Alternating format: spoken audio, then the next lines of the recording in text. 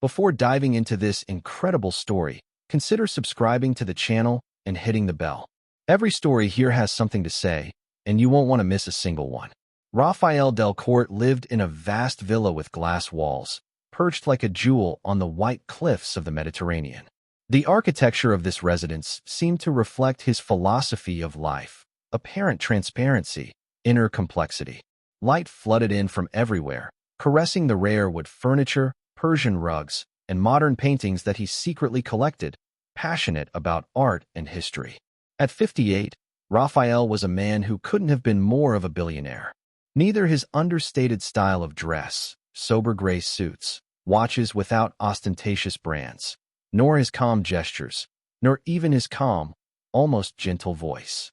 A former tech genius, he had started in a garage, like many of his peers, but where others sought fame, he had pursued only freedom. He had fought to build a digital empire from lines of code, sleepless nights, and ideas that were often deemed crazy before being copied.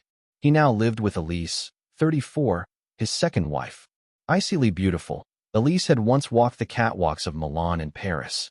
Her smile was perfect, her gestures measured, her words always calibrated to flatter or seduce. Officially, she had turned to philanthropy. She presided over galas, posed in exotic orphanages, and organized charity auctions. But Raphael, a meticulous observer, had learned to discern the feigned compassion in her gaze. She spoke of the poor as a concept, not as people. And then there was Inez, his 17-year-old daughter, born of a first marriage devastated by illness. Inez had inherited her late mother's fine features and her father's intellectual vivacity.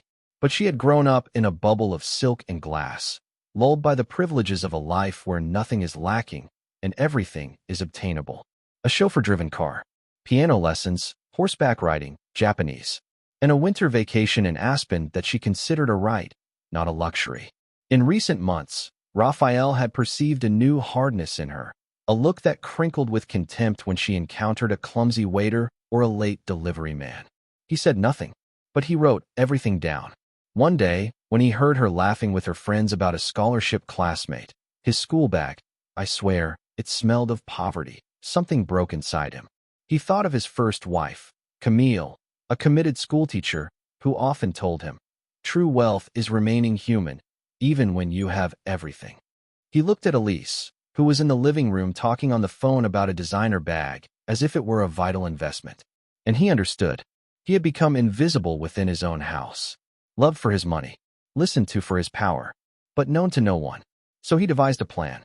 Extreme, confusing, but necessary. One night, without warning, he left. He left a letter, written in his own handwriting, in shaky handwriting that he had mimed to appear weakened and broken. "I've lost everything. The state has frozen my accounts. I'm ruined. I need some perspective. Don't bother me." The letter was placed on the white marble breakfast table, between the bowl of exotic fruits and the Italian coffee machine. When Elise read it, her face remained impassive. Not a tear, just an almost imperceptible grimace. She reread the letter, made sure she hadn't misunderstood, then grabbed her phone. She dialed a number, that of her personal lawyer. "What do I have to lose?" she asked in a dry voice. Inez read the letter and burst into tears. But it wasn't grief that was choking her, it was panic. "What about my car? My clothes? Where are we going to live now?" Trivial questions, but revealing. What they didn't know was that Raphael wasn't far away. Under a false identity, with a matted gray beard, worn clothes, and a new ID card, he had settled 5 kilometers away, in a decrepit studio above a convenience store. From there, he observed, he had hired a discreet, methodical former private investigator who filmed, noted, and transcribed. Every gesture, every word, every reaction of his loved ones was documented. Raphael wanted the truth, not the one that words disguise, the one that actions reveal. Without her income, the villa was soon seized. Creditors cared nothing for Raphael's glorious past. Elise, deprived of bank cards, a chauffeur, stylists, and a makeup artist, encountered the silence of those who, only yesterday, had called her "my darling." She tried to sell her story to a few tabloids. Fallen billionaire's wife, she tells, but interest was brief. She was no longer trendy. A Newick girl had taken her place. Inez had to leave her posh high school, Her friends abandoned her without a word, like someone slamming a door without looking back. She entered a public high school. There, the mockery was immediate. Her accent, her clothes, her way of speaking, everything sounded false, arrogant. She was a stranger in this world. Mother and daughter had to move into a small suburban apartment. 2 rooms, a tiny kitchen, noisy neighbors, a building with no elevator. Elise became sour. She kept saying it was all Raphael's fault, that he had ruined everything. She blamed society, the tax authorities, the judges, but never herself. Inez, on the other hand, slowly began to open her eyes.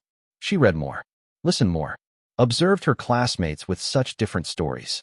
She experienced, for the first time, life without filters. And that's where the transformation began. One winter day, as the wind whipped through the gray city streets and the shop windows displayed sales Elise could no longer afford, she passed an old man sitting on a soggy piece of cardboard outside a supermarket.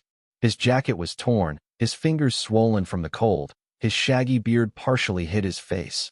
But his eyes, those eyes shone with a familiar light. Deep, intelligent, almost sad. Elise barely looked at him. She slowed down, as if seized by a fleeting doubt, then shook her head.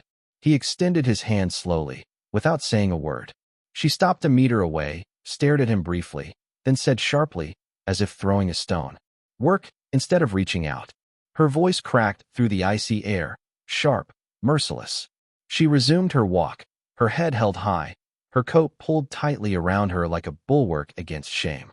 But Inez, a few steps behind, stopped. She had heard the tone, seen the gesture.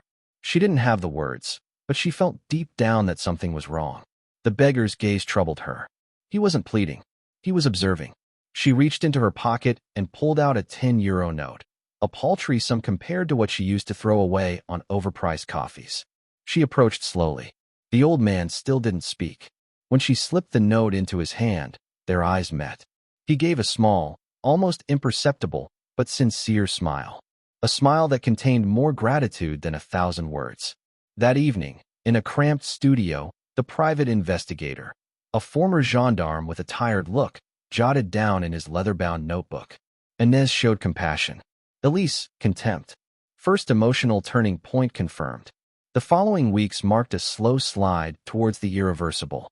Elise, overwhelmed by the harshness of their new existence, began selling what she had left, her jewelry, her luxury bags, a watch Raphael had once given her.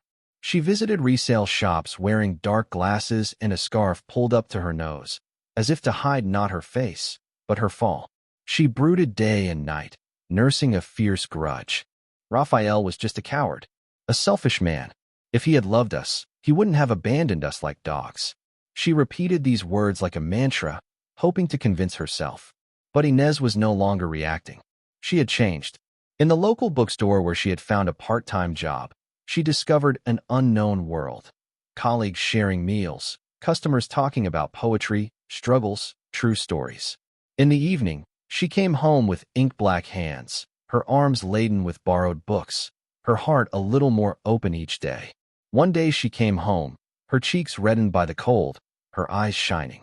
She said to her mother in a soft voice, "You know, I think Dad didn't want to hurt us. He wanted us to see the world differently." Elise threw her magazine to the floor. "You're crazy. He wanted to break us, humiliate us. Are you still defending him? After everything he did to us?" Inez didn't answer. She lowered her eyes. But in her silence, there was a certainty, a deep intuition. She didn't know where her father was, or why he had done this. But she felt he wasn't dead, not lost, not crazy. Maybe he was watching, and she wanted him to know she understood. What Elise didn't know, what the whole world didn't know, was that Raphael, in his cramped studio, had just shed a silent tear, for the first time in a long time. Exactly 1 year after her disappearance, as autumn had once again tinged the city with rust and long shadows, a thick envelope appeared in Elise and Inez's tiny mailbox. Ivory paper, black ink, neat calligraphy. No stamp, no return address, just a few words. Location, Dumas Warehouse, South Shore. Time, 8 p.m. Subject, the truth awaits you. Elise frowned. A prank? A bad joke? But her heart was beating faster. And despite herself, a part of her hoped. Inez, for her part, immediately felt a familiar tension. This writing, this precise, stripped down, silently theatrical style. She murmured, "It's him." At exactly 8 p.m., they pushed open the metal door of the former warehouse, converted into a bare loft. Polished concrete, glass roofs, a warm light diffused by hanging lamps. A scent of waxed wood floated in the air. The space was empty of people, but filled with anticipation. A man stepped forward, slim, his hair slightly graying, dressed in a plain sweater and simple pants. But his gaze sharp, piercing, lucid. It was Raphael. Elise took a step back, frozen. Ines didn't move, as if all the air had been sucked out of her. "Good evening," he said in a calm voice. They sat down. In front of them was a long, rough wooden table covered with classified documents, photos, and a computer connected to a projector. The silence was dense. Raphael placed his hands flat on the table, looked at each of them in turn, then declared, "What you experienced this year wasn't a punishment. It was an eye-opener." He turned to the screen. A video started playing. It showed Elise, elegant but nervous, talking with a friend. "You know, as soon as a more powerful man comes along, I'm gone. Raphael isn't what he used to be. Too weak. Too slow." Then another. She was calling an old lover. "No, I don't love him anymore. I'm just waiting for the right moment to get out." Scenes captured by discreet cameras followed. She sharply pushed away an elderly neighbor who came to ask for sugar, insulted a slow waiter, and ridiculed a homeless man leaving a bakery. Elise tried to speak, her voice trembling. "You don't understand. I was alone, lost. You left me without an explanation." But Raphael raised his hand. There was no more anger in him, just a truth that had become implacable. He then launched another series of videos. Inez's.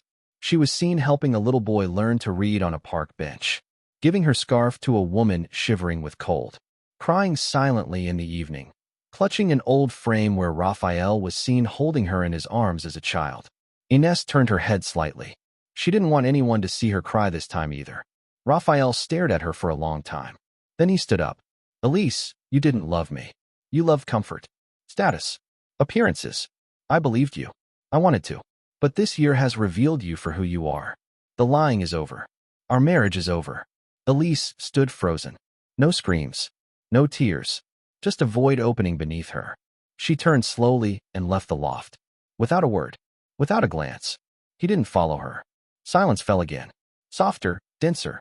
Raphael approached Ines, knelt down at her height, and gently took her hand in his. He whispered, "You are my greatest achievement. You have become again the person your mother dreamed of growing up to be. You are worthy, human, resilient, and above all, free." She nodded, tears streaming down her cheeks. Over the next few weeks, father and daughter began talking again. Slowly, without rushing. He didn't force her to leave her small apartment. He didn't suggest she return to her old life. He made her a simple proposition.